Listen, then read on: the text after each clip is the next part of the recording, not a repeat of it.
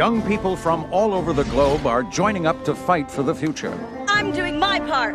I'm doing my part. I'm doing my part. I'm doing my part too. Welcome to Random Movie Reviews. I'm Nathan, and today I'll be talking about Starship Troopers.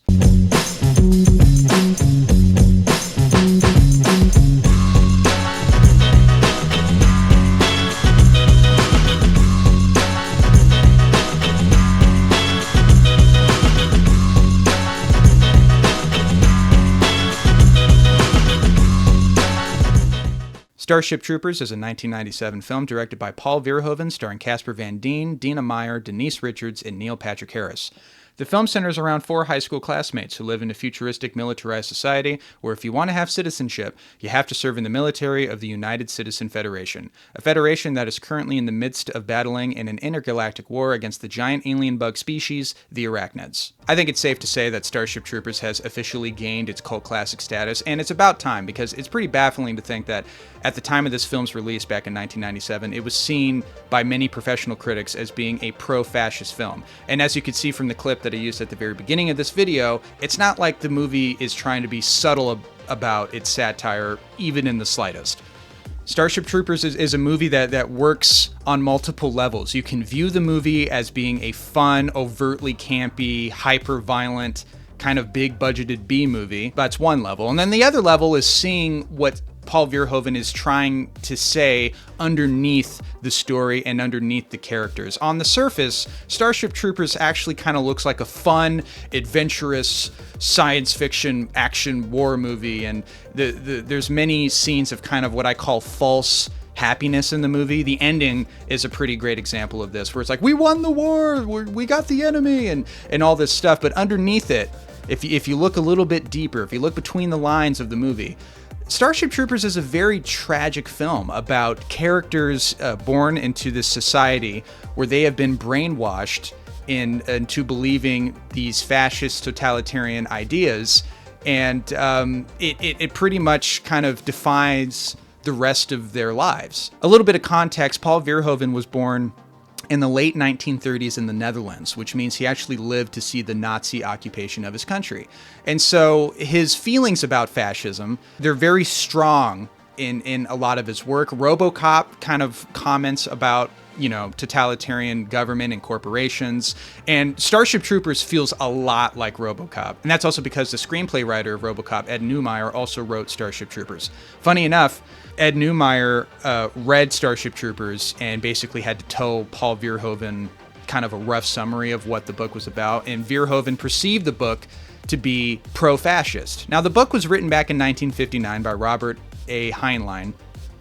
And even at the time, and years before the Starship Troopers movie came out, there were critics talking against the book about how they also saw the book as being pro-military, pro-fascist, pro-totalitarian societies. Now, I've never read the book, and I'm not here to say that if you support the military, that makes you a fascist. So, to be completely fair, if I read the book, it's entirely possible that I could say, I don't think this book is being pro-fascist at all. But bottom line is, that's how Verhoeven saw it. So he wanted to take on the challenge of adapting a book that he thought was a pro-war book and then essentially turned it into an anti-war movie. Because the book of Robert Heinlein, one of the, at that time, important science fiction writers, is militaristic and fascist. I mean, his philosophy is that way. And our philosophy was really different. Still, we wanted to tell the story of a really wonderful, adventurous story about these young boys and girls fighting bugs, but we also wanted to show that these people are really in their heart, or without knowing it, I would say, they're on their way to fascism. And there are levels of satire throughout Starship Troopers, levels that I wouldn't even come to fully appreciate until I've seen other reviewers and commentators talk about Starship Troopers. So like the main satire is satire of fascism and propaganda. As we could see throughout the movie, much similar to that of RoboCop, there are literal propaganda ads that are very, wink wink at the audience, like, hey, you see what we're doing? And somehow it still went over critics' heads. But anyway. But there's also satire going on because this movie came out in 1997. This was during a time where kind of teen soap opera shows were really popular. Shows like Dawson's Creek, Melrose Place, most popular Beverly Hills 90210.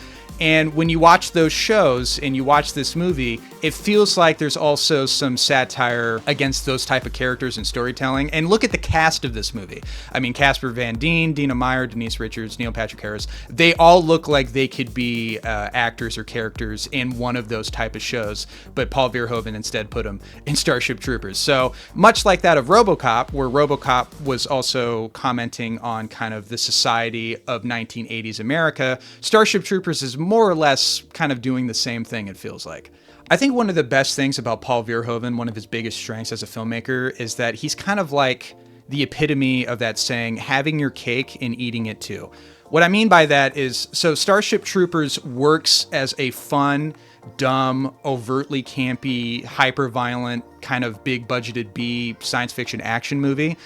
But then, when you look deeper, the movie is actually surprisingly intelligent in terms of what it has to say about the dangers of fascism and propaganda in a militarized society. RoboCop is very much in the same way, where it's like, you get the action movie, you get the science fiction stuff, but you also get the very clear and obvious satire that the movie is trying to discuss in a very entertaining way. So you get both sides. You get the fun, the campy, the ridiculous, but you also get the depth of what Paul Verhoeven is legitimately trying to explore. Paul Verhoeven himself has said that this movie, he was trying to tell two conflicting stories simultaneously. I think what the critics at that time absolutely did not see, that there was a double narrative in it. There is a narrative really which is saying these are wonderful guys and they fight for their country and they are really heroes and they're supporting each other and they are wonderful and they go to win. And it is one of the last things of the movie is saying they'll fight and they will win. That was the first narrative. But there was a second narrative that was, Ed Neumeyer was the writer of the movie, and John Davidson, the producer, and me, where we were also fighting with the book. There's the one story that is the source material, him trying to be accurate to that in terms of the characters and their journey. And then there's the other story, which is Verhoeven basically flipping off the Starship Troopers book, saying that it is a pro-fascist piece of shit. And those conflicting tones, I think if any other filmmaker tried to do that, it probably wouldn't work. But like I said, Verhoeven is really a master of giving you kind of these conflicting layers in his movies that I think is just it makes him stand out as a filmmaker, and it makes his movies stand out amongst so many other different films. The question I pose in this video is Starship Troopers a perfect satire? And I think it is. It's pretty scathing in what it has to say, and it's not subtle.